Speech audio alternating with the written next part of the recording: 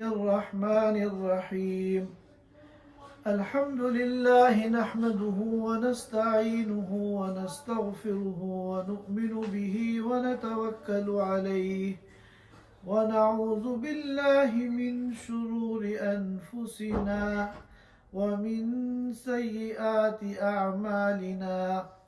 من يهده الله فلا مضل له ومن يضلله فلا هادي له، ونشهد أن لا إله إلا الله وحده لا شريك له، ونشهد أن سيدنا وحبيبنا ومولانا محمدا عبده ورسوله، صلى الله تعالى عليه وعلى آله وأصحابه وبارك وسلم تسليما كثيرا كثيرا. أما بعد، فأعوذ بالله من الشيطان الرجيم. بسم الله الرحمن الرحيم. إذا السماء انشقت وأذنت لربها وحقت، وإذا الأرض مدت وألقت ما فيها وتخلت، وأذنت لربها وحقت. يا أيها الإنسان إنك كادح إلى ربك كدحا فملاقيه. فأما من أوتي كتابه بيمينه فسوف يحاسب حسابا يسيرا وينقلب إلى أهله مسرورا. وأما من أوتي كتابه وراء ظهره فسوف يدعو ثبورا ويصلى سعيرا، إنه كان في أهله مسرورا، إنه ظن أن لن يحور، بلى إن ربه كان به بصيرا. صدق اللہ العظیم. حضرات سامعین کرام، ابھی میں نے آپ حضرات کے سامنے سورۃ الانشقاق کی ابتدائی 15 آیتیں تلاوت کی ہیں. یہ سورۃ مبارکہ مکیہ ہے، اور ایسا معلوم ہوتا ہے کہ مکی دور کے بھی ابتدا میں یہ سورت نازل ہوئی ہے. کل 25 آیتوں پر یہ سورت مبارکہ مشتمل ہے، اور اس میں ایک آیت سجدہ بھی ہے. اور اس سورت میں جو آیت سجدہ ہے وہ اللہ کے رسول صلی اللہ علیہ وسلم سے سند صحیح سے ثابت ہے، اور علماء امت کے درمیان متفق علیہ ہے. ویسے آپ حضرات جانتے ہیں کل آیات سجدہ پورے قرآن کریم میں 14 ہیں، لیکن ان میں سے بعض مختلف فی ہیں اور بعض متفق علیہ ہیں. جو صحیح اور معتبر سند سے ثابت ہیں ان میں ظاہر ہے کوئی اختلاف نہیں ہے. تو اس صورت مبارکہ کے اندر جو آیت سجدہ ہے یہ بھی ان متفق علیہ آیات سجدہ میں سے ہے جن میں کسی کا کوئی اختلاف نہیں ہے، اور سند صحیح سے اس کا ثبوت ہے. پہلے ہم ان آیات مبارکہ کا ترجمہ سن لیتے ہیں، اس کے بعد انشاءاللہ اس کے مفہوم کو، مضمون کو اور تفسیر کو ہم سمجھنے کی کوشش کریں گے. اللہ تعالیٰ فرماتے ہیں اِذَا السَّمَاءُ انشَقَّتْ. یاد کیجئے اس وقت کو جبکہ آسمان پھٹ جائے گا. انشق ینشق انشقاقا، اس کے معنی آتے ہیں پھٹ جانا. وَأَذِنَتْ لِرَبِّهَا وَحُقَّتْ، اور آسمان اپنے رب کی بات سن کر اس کو مان لے گا. وَحُقَّتْ، اور یہی اس کے شایان شان ہے اور یہی اس کے لیے مناسب ہے. وَإِذَا الْأَرْضُ مُدَّتْ، اور یاد کیجئے اس وقت کو جبکہ زمین کو کھینچ کر پھیلا دیا جائے گا.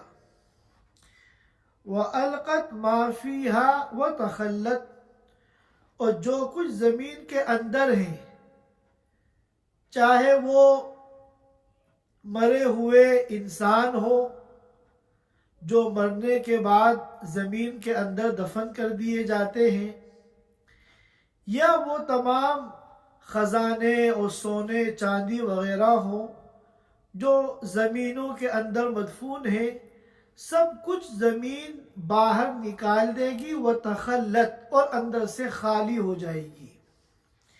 وَأَذِنَتْ لِرَبِّهَا وَحُقَّتْ، زمین کے بارے میں بھی وہی بات فرمائی جو آسمان کے بارے میں فرمائی کہ زمین بھی اپنے رب کی بات کو سن کر اس کو مان لے گی، اس پر عمل کرے گی. وَحُقَّتْ، اور یہی اس کے لیے مناسب ہے.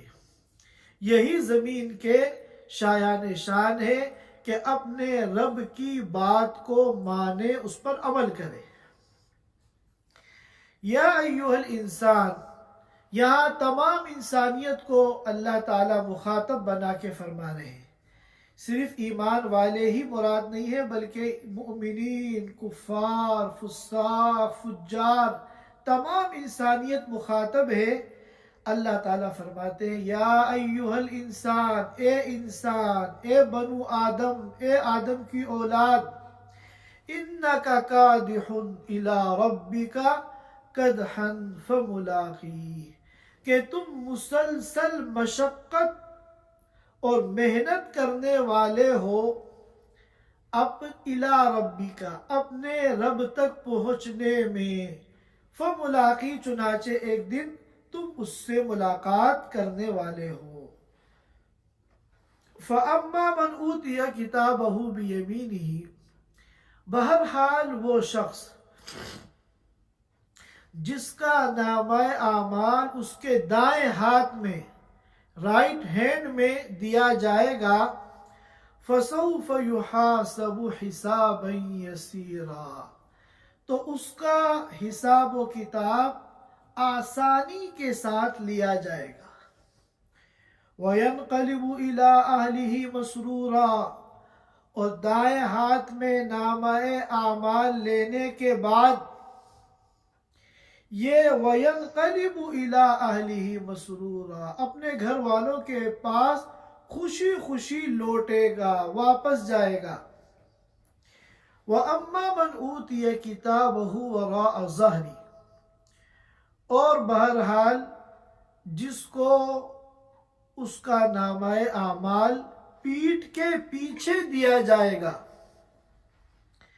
فَسَوْفَ يَدْعُو ثُبُورًا، تو وہ موت کو پکارے گا، موت کو یاد کرے گا. وَيَصْلَىٰ سَعِيرًا، اور وہ جہنم میں داخل ہوگا. إِنَّهُ كَانَ فِي أَهْلِهِ مَسْرُورًا، یہ پہلے یعنی دنیا کی زندگی میں اپنے گھر والوں کے ساتھ، اپنے گھر والوں کے درمیان بڑا خوش تھا. إِنَّهُ ظَنَّ أَن لَّن يَحُورَ، اس نے یہ سوچا تھا کہ ہرگز اللہ کی طرف واپس نہیں جائے گا. بلا، کیوں نہیں، إِنَّ رَبَّهُ كَانَ بِهِ بَصِيرًا، کہ اس کا رب اس کو خوب دیکھ رہا تھا. اس کی تمام نقل و حرکت پر، اس کی تمام ایکٹیویٹیز پر اللہ کی نگاہ تھی. إِنَّهُ كَانَ بِعِبَادِهِ بَصِيرًا، بَلَا إِنَّ رَبَّهُ كَانَ بِهِ بَصِيرًا، کہ بے شک اس کا رب اس کو خوب دیکھ رہا تھا۔ یہ 15 آیتیں ہیں جن کا میں نے ترجمہ آپ حضرات کے سامنے ابھی پیش کیا ہے۔ اب ہم اس کی تفسیر کو سمجھ لیتے ہیں۔ اللہ تعالیٰ نے اس سے پہلے بھی کئی صورتوں کے شروع میں قیامت کی ہولناکیوں کو بیان کیا ہے۔ قیامت کے ایسے ہولناک مناظر جو ہوش ربا ہیں، انسانوں کے ہوش اڑا دینے والے ہیں، ان کا ایک نقشہ اللہ تعالیٰ نے پچھلی چند صورتوں میں بھی کھینچا ہے۔ چنانچہ ایک جگہ فرمایا تھا اِذَا الشَّمْسُ كُوِّرَتْ وَإِذَا النُّجُومُ انْكَدَرَتْ وَإِذَا الْجِبَالُ سُيِّرَتْ وَإِذَا الْعِشَارُ عُطِّلَتْ، اور اس کے بعد ایک صورت میں فرمایا تھا اِذَا السَّمَاءُ انْفَطَرَتْ وَإِذَا الْكَوَاكِبُ انْتَثَرَتْ۔ چنانچہ اسی طرح یہاں اس صورت کے ابتدا میں بھی اللہ نے قیامت کی ہولناکی کا ایک منظر کھینچا ہے۔ اِذَا السَّمَاءُ انشَقَّتْ، جس دن کے آسمان پھٹ جائے گا، وہ آسمان جس کو اللہ تعالیٰ نے سبعاً شدادا فرمایا ہے، ایسے 7 آسمان جو انتہائی مضبوط ہیں، لیکن اللہ کا جب حکم ہوگا تو وہ قیامت کے دن کیا ہو جائیں گے؟ پھٹ جائیں گے۔ ایک موقع پہ فرمایا یوم تشقق السماء بالغمام ونزل الملائکۃ تنزیلا، آسمان پھٹے گا اور ایک بادل کی شکل میں نمودار ہوگا، ایک بادل نمودار ہوگا جس کے اندر فرشتے ہوں گے، فرشتے اتریں گے زمین پر۔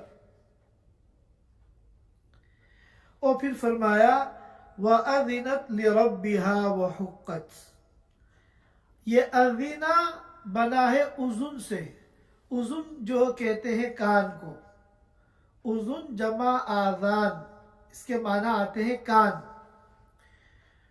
اور اذینہ یا اذنو کے معنی آتے ہیں کان لگانا، یعنی کسی بات کو توجہ سے سننا۔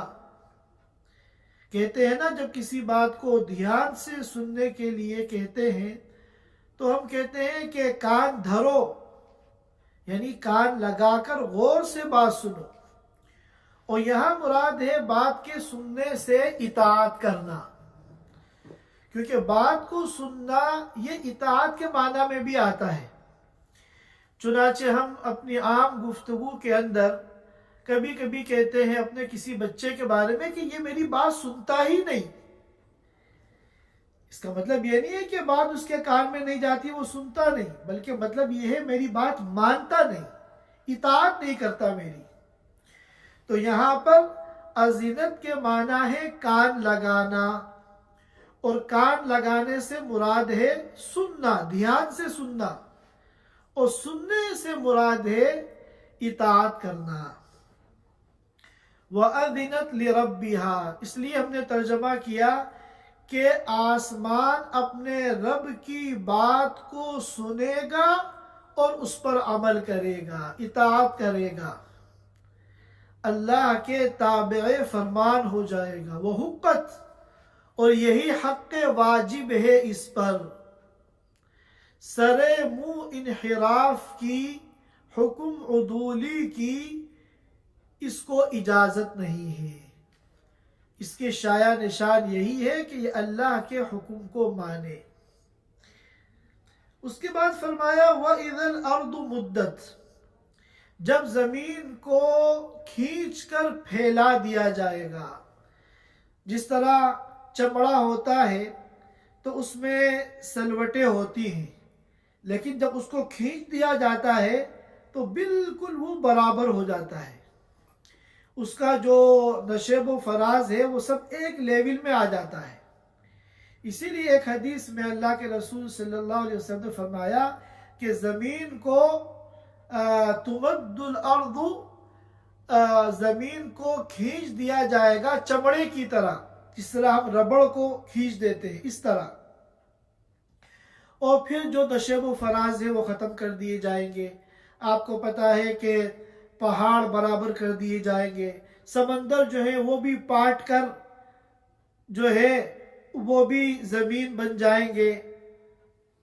اس طرح جو ہے زمین کو قیامت کے دن، اور آج کل تو زمین جو ہے بیضوی ہے، انڈے کی شکل کی ہے، گول ہے۔ اس زمانے اس وقت جو ہے قیامت کے دن ایک حدیث میں آتا ہے کہ زمین کو آٹے کی جو ٹکیا ہوتی ہے، گندے ہوئے آٹے کی ٹکیا، اس کی طرح بنا دیا جائے گا۔ اور پھر وَأَلْقَتْ مَا فِيهَا وَتَخَلَّتْ، پھر زمین کے اندر جو کچھ ہے، چاہے وہ مردہ انسان ہو یا زمین کے اندر چھپے ہوئے خزانے ہو، ان کو زمین باہر نکال دے گی۔ چنانچہ ایک حدیث میں آیا تھا کہ اس طرح یہ سونے اور چاندی اور قیمتی معدنیات زمین جب نیچے سے باہر نکالے گی، پڑے ہوئے ہوں گے اور کوئی ان کی قدر و قیمت نہیں ہوگی، کوئی ان کو دیکھنے والا ہوگا۔ اس دن انسان جو ہے ان کو بے وقعت دیکھ کر افسوس کرے گا، ہائے یہی وہ سونے چاندی ہے جس کی وجہ سے میں نے اپنے بھائی کو قتل کیا، جس کی وجہ سے میں نے اللہ کی کتنی بڑی بڑی نافرمانیاں کی۔ تو اس طرح جو سونا چاندی زمین کے اندر ہے وہ بھی زمین باہر نکال دے گی، اور جتنے مقبورین ہیں، قبر کے اندر دفن تھے زمین کے اندر، ان سب کو بھی زمین باہر نکال دے گی۔ اس کی تفصیل ہم پڑھ چکے ہیں سورۃ الزلزلہ میں، اذا زلزلت الارض زلزالها وَأَخْرَجَتِ الْأَرْضُ أَثْقَالَهَا، اور زمین نکال دے گی اپنے بوجھوں کو، زمین کے اندر جو چیزیں ہیں ان کو زمین باہر نکال دے گی۔ پھر زمین کے بارے میں بھی وہی فرمایا جو آسمان کے بارے میں فرمایا تھا، وَأَذِنَتْ لِرَبِّهَا وَحُقَّتْ، کہ زمین اپنے رب کی بات کو سن کر اس پر عمل کرے گی، وَحُقَّتْ، اور یہی زمین کے شایان شان ہے۔ اصل میں اللہ تعالیٰ کے جو احکام ہیں، اللہ تعالیٰ کے جو فرامین ہیں، وہ دو قسم کے ہیں، ایک تو ہے تشریعی اور دوسرے ہیں تکوینی۔ دو طرح کے اللہ کے اوامر ہیں، اللہ کے جو احکام ہیں، اوامر ہیں مخلوق کے لیے، وہ دو طرح کے ہیں۔ ایک قسم ہے جس کو کہا جاتا ہے تشریعی، اور دوسری قسم ہے جس کو کہا جاتا ہے تکوینی۔ یہ جو تشریعی احکام ہیں، جن کے مجموعے کا نام شریعت ہے، جن کے مجموعے کا نام دین ہے، یہ جو احکام اللہ نے اپنے بندوں کو دیے ہیں، وہ صرف دو ہی مخلوق کو دیے ہیں، انسان کو اور جنات کو۔ ان میں اللہ نے اوامر بھی دیے ہیں کہ ان کاموں کو کرو، اور نواہی بھی ان میں ہے کہ ان کاموں سے بچو۔ تو یہ جو احکام ہیں یہ تشریعی کہلاتے ہیں، ان میں اللہ نے بندوں کو اختیار دیا ہے، ان کاموں کو کرنے یا نہ کرنے کا اللہ نے بندوں کو اختیار دیا ہے۔ بندہ اپنے اختیار سے، اپنی چوائس سے، اپنی پسند سے راستہ اختیار کرتا ہے۔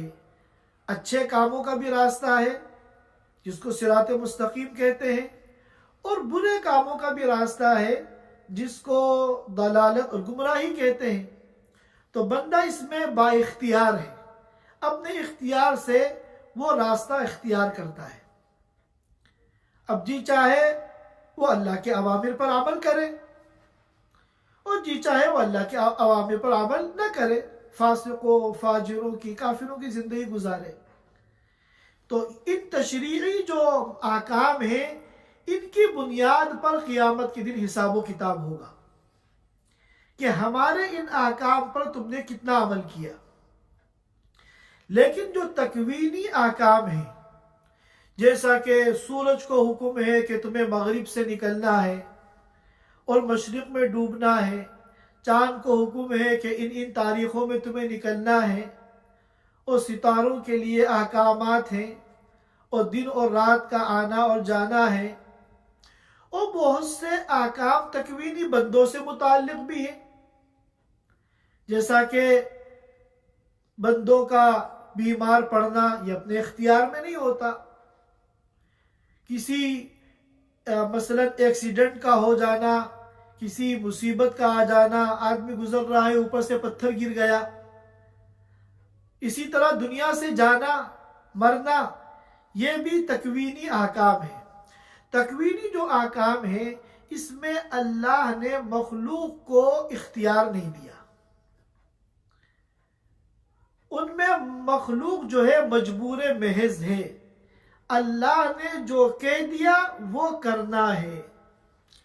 اب مثال کے طور پہ اللہ نے متعین کر دیا فلاں بندے کو فلاں دن اتنے بجے مرنا ہے، تو اب اس کو مرنا ہی ہے، اس کے اختیار میں نہیں ہے کہ اپنی موت کو آگے پیچھے کر لے۔ اب اللہ نے جو ہے یہ حکم کسی بندے کے متعلق لکھ دیا کہ جب یہ راستے میں سے گزرے گا تو اوپر سے کوئی پتھر اس کے اوپر گر جائے گا، تو یہ جو پتھر اس پہ گرے گا اور اس کے چوٹ لگے گی تو یہ بندے کے اختیار میں نہیں، یہ تکوینی احکام ہے، تو ان میں بندہ جو ہے وہ مجبور محض ہوتا ہے اور ان پر جزا اور سزا بھی نہیں ہے، کیونکہ انسان کے اپنے اختیار میں نہیں ہے، اس لیے اس پر جزا اور سزا بھی نہیں ہے۔ تو آسمانوں سے متعلق اللہ کے احکام، زمینوں سے متعلق اللہ کے احکام، انسان اور جنات کے علاوہ تمام مخلوقات کو جو اللہ نے حکم دیے ہیں یہ سب تکوینی احکام ہیں، ان میں ان مخلوقات کو اختیار ہی نہیں دیا اللہ نے نافرمانی کا۔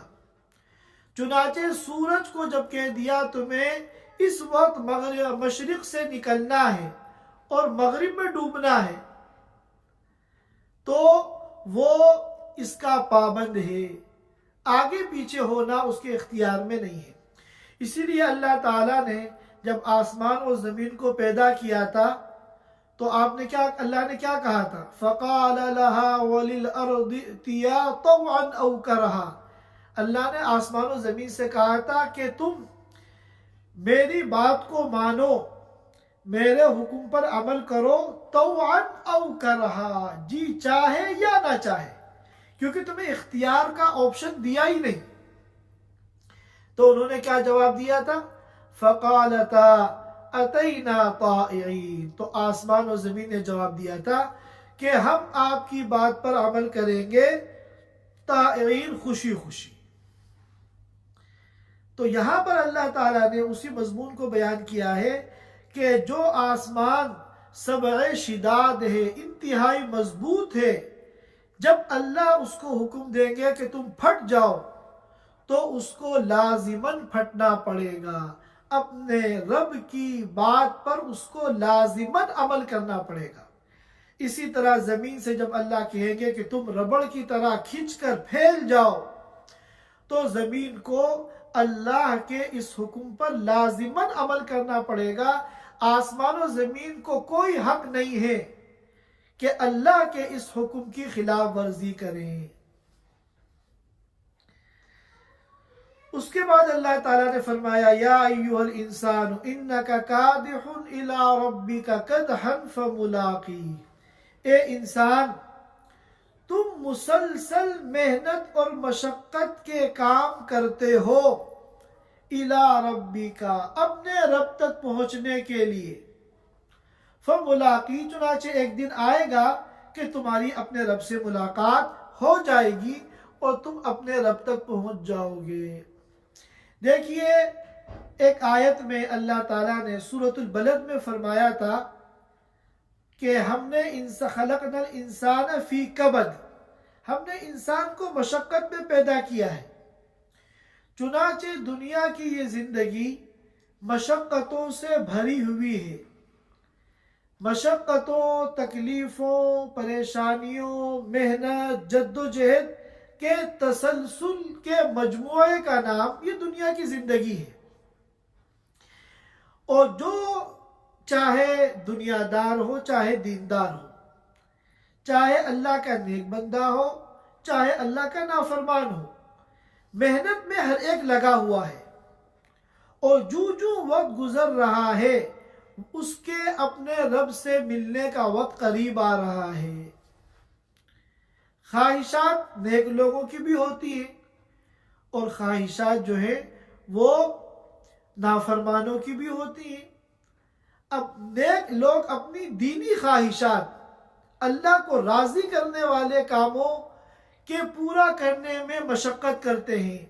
اب وہ نماز کے لیے مشقت اٹھا رہے ہیں اور انہوں نے پلان بنایا کہ ہم عمرہ کرنے جائیں گے، اس کے لیے سارے پروسیجر کو فالو کر رہے ہیں، مشقت اٹھا رہے ہیں۔ حج کا ارادہ کیا اللہ کو راضی کرنے کے لیے، کتنے مشقتیں آتی ہیں حج کے سفر میں۔ ہم نے ارادہ کیا کہ ہم اللہ کے راستے میں جائیں گے 6 روزے کے لیے، 40 دن کے لیے، کتنی مشقتیں اٹھانی پڑتی ہیں۔ فیملی کے تقاضوں کو، اپنی خواہشات کو آگے پیچھے کرنا پڑتا ہے، چھٹیوں کا بندوبست کرنا پڑتا ہے، بہت سے اپنے کاموں کو آگے پیچھے کرنا پڑتا ہے۔ تو یہ ساری مشقتیں اٹھاتا ہے انسان اللہ کو راضی کرنے کے لیے، اور جو جو یہ مشقت اٹھا رہا ہے اپنے ہر کام میں، ہر لمحہ اس کی جو اللہ سے ملاقات ہے وہ قریب آ رہی ہے۔ اسی طرح جو دنیا دار ہیں وہ اپنی دنیا کی خواہشات کو پورا کرنے میں لگے رہتے ہیں، اور انہوں نے جو ہے دنیا کی جو عیاشیاں ہیں اور دنیا کے جو ایسے کام ہیں جن میں بظاہر لذت ہے مگر اللہ کی نافرمانی ہے، وہ ان کاموں کی پلاننگ کرتے ہیں، ان میں پیسہ بھی خرچ کرتے ہیں، وقت بھی خرچ کرتے ہیں، محنت بھی کرتے ہیں، مشقت بھی کرتے ہیں۔ تو ہر ایک مشقت میں لگا ہوا ہے۔ ایسا نہیں ہے کہ جو دیندار ہیں صرف انہی کو مشقت ہے کہ جماعت میں جانا پڑ رہا ہے، مسجد میں جانا پڑ رہا ہے، فجر میں اٹھنا پڑ رہا ہے، حج فرض ہو گیا، حج کے لیے تیاری کرنی پڑ رہی ہے۔ نہیں، یہ جو دنیا والے ہیں یہ بھی مشقت سے خالی نہیں ہیں، یہ اپنی دنیا کی خواہشات کے اندر مشقتیں اٹھا رہے ہیں۔ تو ہر انسان انکا کادح الی ربک، کہ اپنے رب تک پہنچنے کے لیے مستسلسل کے ساتھ مشقت اٹھا رہا ہے، اور جو جس لائن میں آگے بڑھ رہا ہے وہ اپنے رب تک پہنچنے کا جو سفر ہے اس سفر میں رواں دواں ہے۔ فَمُلَاقِيهِ، ہی ضمیر کا مرجع، اس میں 2 قول ہیں۔ ایک قول تو یہ ہے کہ ہی ضمیر کا مرجع ہے مشقت کے نتائج، کہ جو جس لائن کی مشقت اٹھا رہا ہے، اللہ کی اطاعت میں اٹھا رہا ہے یا اللہ کی معصیت میں اٹھا رہا ہے، وہ اس کے نتیجے تک پہنچ جائے گا۔ ظاہر اطاعت میں جس نے مشقت اٹھائی تو اس کا نتیجہ جنت ہے، وہ جنت میں پہنچ جائے گا۔ اور جس نے اللہ کی معصیت کے اندر، اب کوئی شراب بھی پیتا ہے تو شراب پینے کے لیے کتنی مشقتیں اٹھانی پڑتی ہیں، کتنا رسک لینا پڑتا ہے۔ کوئی نعوذ باللہ زنا کرتا ہے تو زنا کرنے کے لیے اس کو کتنی مشقتیں اٹھانی پڑتی ہیں۔ تو مشقت سے یہ بھی خالی نہیں ہے۔ تو جو اللہ کی معصیت کے اندر مشقتیں اٹھا رہا ہے وہ بھی اس کے نتیجے سے ملاقات کر لے گا، نتیجے کو پالے گا، اور معصیت کا جو نتیجہ ہے وہ جہنم ہے، یعنی وہ جہنم میں پہنچ جائے گا۔ اور دوسرا قول یہ ہے کہ فَمُلَاقِيهِ میں جو ہی ضمیر ہے اس کا مرجع اللہ کی ذات ہے، کہ جو جس لائن کی محنت کر رہا ہے ایک نہ ایک دن سب کو اللہ سے ملنا ہے، چاہے ایمان والے ہوں، چاہے کافر ہوں، چاہے اللہ کے فرما بردار ہوں، چاہے اللہ کے نافرمان ہوں، سب کو فَمُلَاقِيهِ، لاقا یلاقی ملاقاتن کے معنی ملاقات کرنا، ملنا، اور ملاقی اس میں فاعل ہے، ہر ایک جو ہے اپنے رب سے ملنے والا ہے۔ اب جب اپنے رب سے ملے گا اور پھر دنیا میں جو کچھ اس نے کیا ہے اس کا حساب و کتاب دے گا، تو پھر وہاں دودھ کا دودھ، پانی کا پانی ہو جائے گا۔ فَأَمَّا مَنْ أُوتِيَ كِتَابَهُ بِيَمِينِهِ، بہرحال جس کو اس کا نامہ اعمال دائیں ہاتھ میں دیا جائے گا، فسوف युहासबु हिसाबन यसीरा, तो उसका हिसाब बहुत आसानी के साथ लिया जाएगा।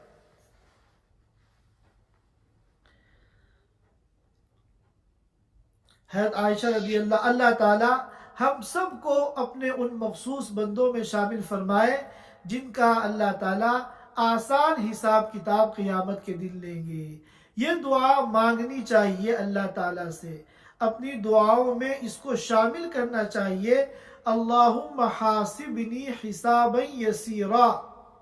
हज़रत आयशा रज़ी अल्लाह ताला अन्हा फरमाती हैं कि हमने एक मर्तबा देखा अल्लाह के रसूल सल्लल्लाहु अलैहि वसल्लम को कि आप तहज्जुद की नमाज में ये दुआ मांग रहे हैं, अल्लाहुम्मा हासिबनी हिसाबन यसीरा, कि ए अल्लाह मेरा हिसाब आसानी के साथ फरमा। ये जो हिसाब यसीर है इसके मुकाबले में सूल हिसाब है, ये आसान हिसाब है, और वो सूल हिसाब सख्त अजाब है जो काफिरों का होगा, फासिकों का होगा, जिनके आमाल जब तराजू में तोले जाएंगे तो अगर नेकियों का पल्ला भारी होगा तो उनका तो हिसाब किताब आसान होगा, और अगर बुराइयों का पल्ला भारी होगा, गुनाहों का गलबा होगा, तो उनका हिसाब की तरह लिया जाएगा। तो ये जो हिसाब यसीर है इसके बारे में अल्लाह के रसूल सल्लल्लाहु अलैहि वसल्लम ने फरमाया, है आयशा रज़ी अल्लाह ताला अन्हा ने इसके बारे में सवाल किया था कि एक मौके पर आपने फरमाया कि जिसका हिसाब लिया जाएगा तो फिर वो फंस जाएगा, लिहाजा दुआ यह करनी है कि बिला हिसाब व किताब जन्नत में दाखिल हो जाए। तो इस पर आयशा रज़ी अल्लाह ताला अन्हा का ये सवाल था कि फिर फसौफ युहासबु हिसाबन यसीरा का क्या मतलब है कि आसान भी तो हिसाब होगा। तो अल्लाह के रसूल सल्लल्लाहु अलैहि वसल्लम ने इसको समझाया कि देखो ये जो हिसाब यसीर है ये हकीकत में हिसाब नहीं होगा, इसको मजाजन कह दिया गया है। दर हकीकत हिसाब व किताब जिसे कहते हैं, जिसमें रद्दो कदा होती है, जिसमें जरा होती है, जिसके अंदर एक सख्ती का पहलू होता है, वो इसमें नहीं होगा। बल्कि इसमें क्या होगा, अल्लाह ताला एक एक बंदे को बुलाएंगे और उसने अपनी जिंदगी में जो गुनाह किए हैं वो गुनाह सिर्फ उसको बताए जाएंगे कि तुमने फला मौके पे ये गुनाह किया, बंदा कह देगा हाँ, फिर दूसरी फाइलें निकाली जाएंगी, सारे गुनाह उसके सामने से गुजारे जाएंगे, और किसी पे ये नहीं कहा जाएगा तुमने क्यों किया, क्यों तुमने अल्लाह की नाफरमानी की। क्या अल्लाह ने रद्दो कदा नहीं की जाएगी, जरा नहीं की जाएगी, बस एक एक गुनाह को उसके सामने से गुजारा जाएगा। तो जाहिर है ये कोई हिसाब किताब नहीं है। हिसाब किताब अगर सही माना में लिया जाएगा तो कोई भी बच नहीं पाएगा, फंस जाएगा। अल्लाह के रसूल सल्लल्लाहु अलैहि वसल्लम जैसी जात जो कि सय्यदुल अव्वलीन वल आखिरीन है, खातमुल अंबिया वल मुरसलीन है, जिनके बारे में कहा गया बादस खुदा बुजुर्ग तू ही किस्सा मुख्तसर, कि अल्लाह के जात के बाद अगर कोई अजमत वाली जात है तो वो रसूलुल्लाह सल्लल्लाहु अलैहि वसल्लम की जात है। वो भी रातों में उठकर तहज्जुद की नमाज में अल्लाह से गिड़गिड़ा के मांग रहे हैं, अल्लाहुम्मा हासिबनी हिसाबन यसीरा, ए अल्लाह मेरे हिसाब किताब को आसान बना दे। तो अब अंदाजा लगाइए कि हम लोग जो गुनाहों के दलदल में डूबे हुए हैं, हमारी जिंदगी अल्लाह की नाफरमानी में डूबी हुई है, शायद ही अल्लाह का कोई हुक्म ऐसा हो, अल्लाह की कोई इबादत ऐसी हो जिसका हमने हक अदा किया हो, अल्लाह अपने फजल से हमारी इबादतों को कबूल कर ले तो उसकी बड़ी बात है, वरना हमारी तो कोई एक नमाज, कोई एक सजदा भी इस काबिल नहीं है कि हम उसको फख्र के साथ या इत्मीनान के साथ अल्लाह के दरबार में पेश कर सके। तो अब सोचिए हमें कितनी अल्लाह से ये दुआ मांगनी चाहिए, अल्लाहुम्मा हासिबनी हिसाबन यसीरा। फिर इसके बारे में फरमाया وَيَنْقَلِبُ إِلَىٰ أَهْلِهِ مَسْرُورًا، یہ اپنے گھر والوں کے پاس خوشی خوشی لوٹے گا۔ جب دائیں ہاتھ میں نامہ اعمال ملے گا اور اس کا آسان حساب ہوگا، آسان حساب کے اندر دو چیزیں ہیں۔ ایک چیز تو یہ ہے، جیسا کہ روایتوں میں آتا ہے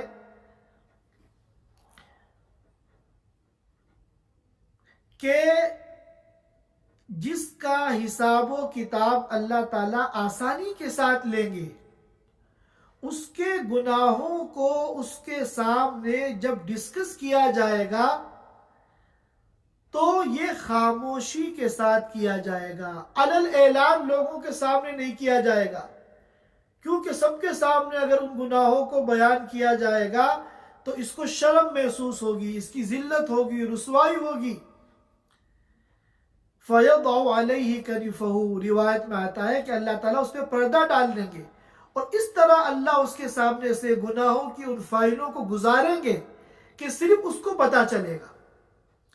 ایک تو حساب یسیر کی یہ خصوصیت ہے، اور دوسری جو حساب یسیر ہے اس کی خصوصیت یہ ہے کہ اللہ تعالیٰ ایک ایک گناہ کو اس کے سامنے سے گزار کر کہ تم نے فلاں موقع پہ یہ کیا، بندہ کہے گا جی کیا، پھر آگے فلاں موقع پہ یہ کیا، جی یہ کیا، اللہ ان کو سب کو گناہوں کو معاف کرتے رہیں گے۔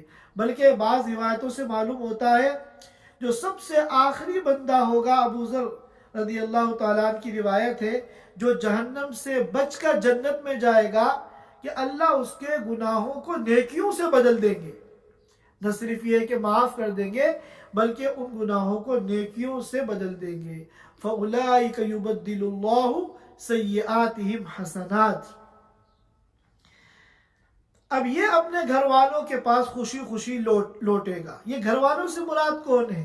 بعض لوگوں نے کہا گھر والوں سے مراد وہ جنت کی حوریں ہیں جو جنت میں جانے کے بعد اس کے گھر والے بنیں گی۔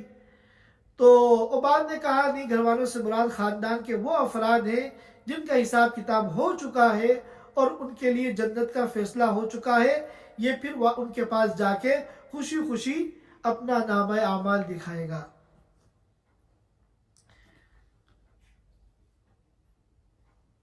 اور وہاں کہے گا فَيَقُولُ، جیسا کہ دوسرے مقام پر آیا ہے، فَيَقُولُ هَاؤُمُ اقْرَءُوا کِتَابِیَہ، دیکھو یہ میرا نامہ اعمال ہے۔ جب بچہ فرسٹ آ جاتا ہے، ٹاپ کرتا ہے اور اپنا رزلٹ اسکول سے لے کے گھر پہنچتا ہے تو سب کو وہ جو ہے اپنا رزلٹ جو ہے خوشی خوشی دکھاتا ہے۔ اسی طرح یہ بندہ مومن بھی کہے گا فَيَقُولُ هَاؤُمُ اقْرَءُوا کِتَابِیَہ، دیکھو پڑھو میرا نامہ اعمال، اِنِّی ظَنَنْتُ أَنِّی مُلَاقٍ حِسَابِیَہ، میں تو یہ سمجھ رہا تھا کہ اللہ تعالیٰ میرا حساب کتاب لیں گے، لیکن میرے اللہ نے میرے پر فضل کیا، میرا حساب آسان کر دیا، اور پھر وہ خوشی خوشی دوسروں کو اپنے نامہ اعمال دکھائے گا۔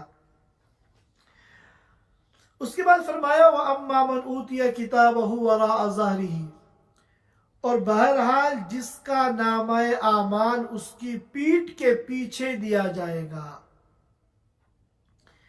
اب سوال یہ پیدا ہوتا ہے کہ دوسرے مقام پہ تو فرمایا تھا وَأَمَّا مَنْ أُوتِيَ كِتَابَهُ بِشِمَالِهِ، بائیں ہاتھ میں دیا جائے گا، اور یہاں کہا جا رہا ہے پیٹھ کے پیچھے دیا جائے گا۔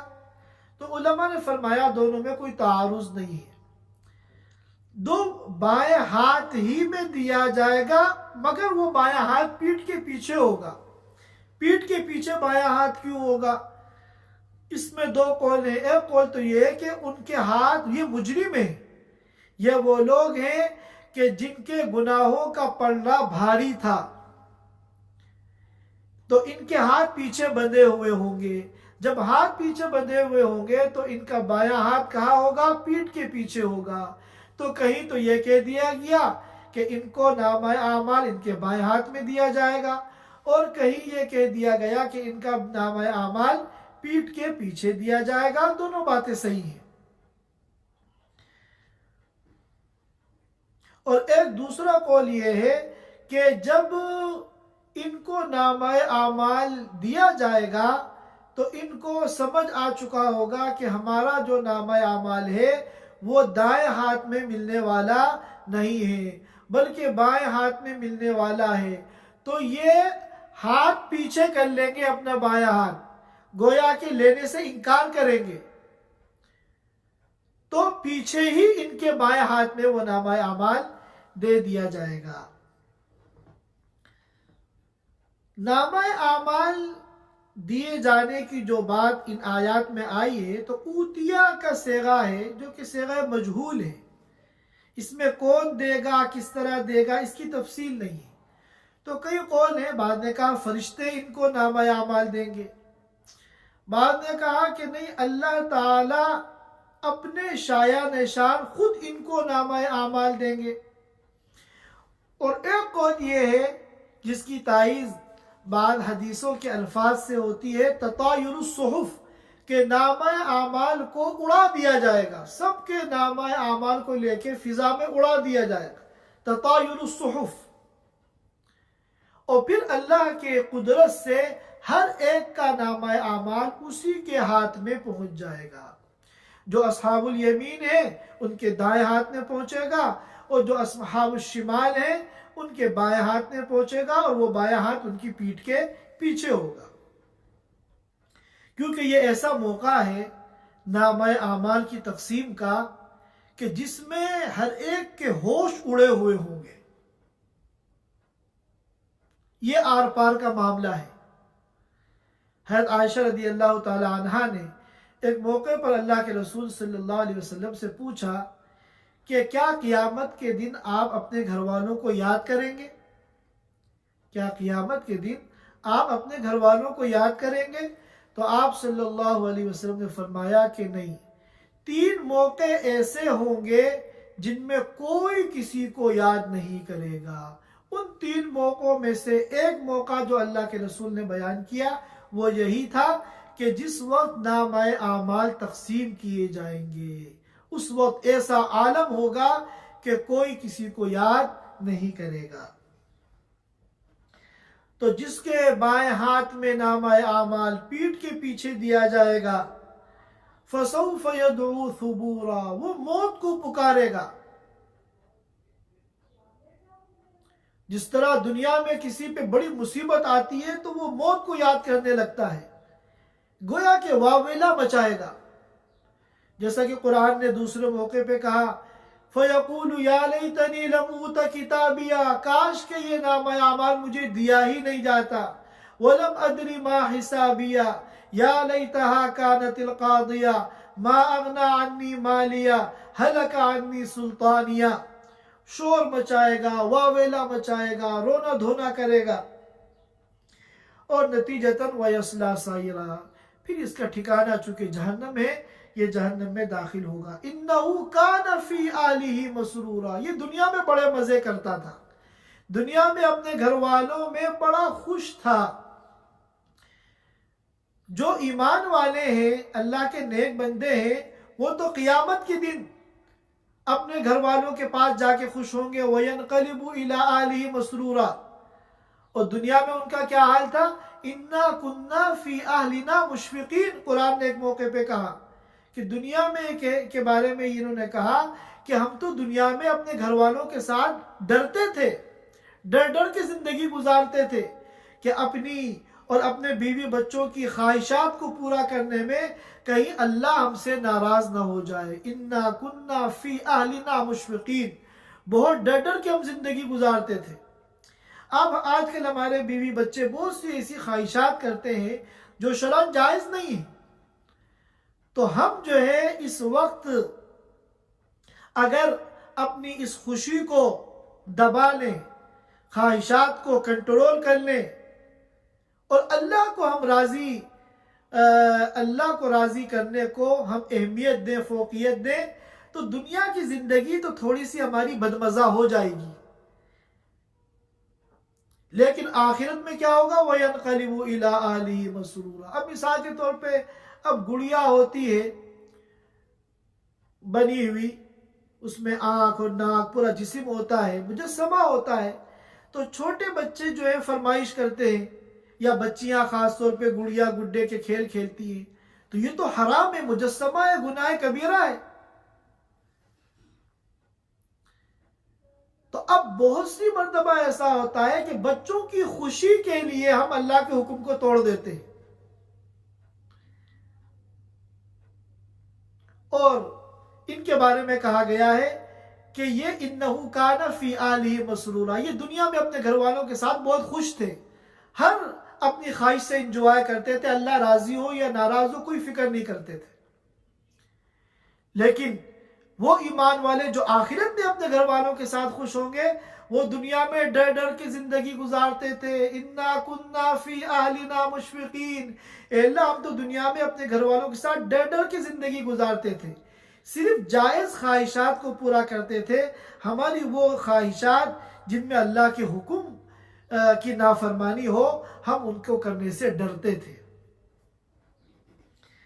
انہو ظن ان لن یحور، یہ دنیا میں ایسا مگن تھے، اپنے گھر والوں کے ساتھ خوش تھے، ہر اپنی خواہش سے انجوائے کرتے تھے، اللہ کے حکم کی کوئی پرواہ نہیں کرتے تھے، گویا کہ یہ سمجھتے تھے کہ ہمیں اللہ کے پاس واپس جانا ہی نہیں ہے، حالانکہ اللہ تعالی انہو کان ان ربہ کان بہ بصیرا، کہ ان کا جو رب ہے وہ خوب اچھی طرح ان کے اوپر نگاہیں جمائے ہوئے تھا، دیکھ رہا تھا کہ یہ اپنی اور اپنے گھر والوں کی خواہشات کو پورا کرنے کے لیے میرے احکام کو توڑ رہا ہے، ایک ایک بات ایک ایک عمل سب وہاں نوٹ ہو رہا تھا۔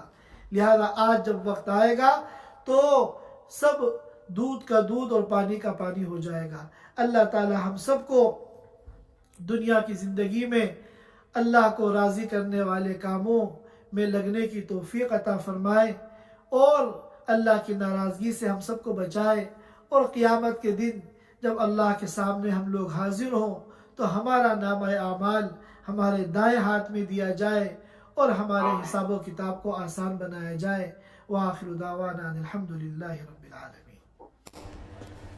Thanks for watching. Don't forget to like, comment, share and subscribe to Al Wahid channel.